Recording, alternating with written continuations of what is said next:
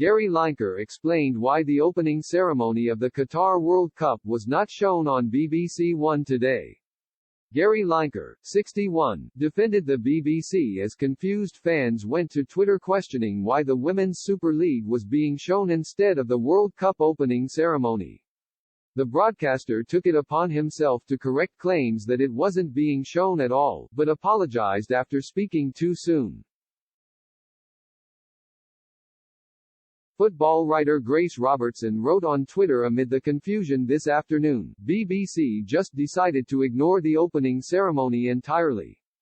Partly just because they were showing the WSL until 5 minutes ago, but they've been straight into a basic overview of the Qatar talking points. Jumping into the fray, Gary blasted the tweet saying it was simply not true. He explained that the entire opening ceremony was being broadcast live on BBC iPlayer instead of BBC One. Gary wrote, "The timing of the opening ceremony was changed to an earlier time very recently and WSL was already confirmed on BBC One.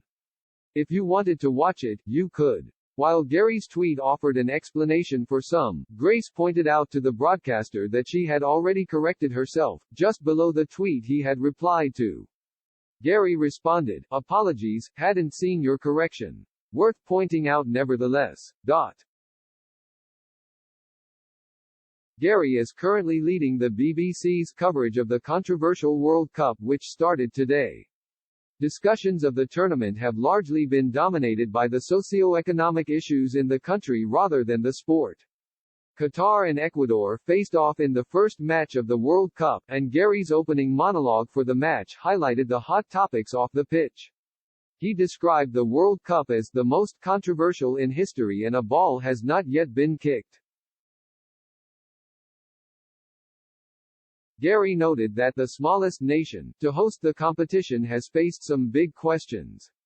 He continued, from accusations of corruption in the bidding process to the treatment of migrant workers who built the stadiums, where many lost their lives, homosexuality is illegal in Qatar. Women's rights and freedom of expression are in the spotlight. Also, the decision 6 years ago to switch the tournament from summer to winter.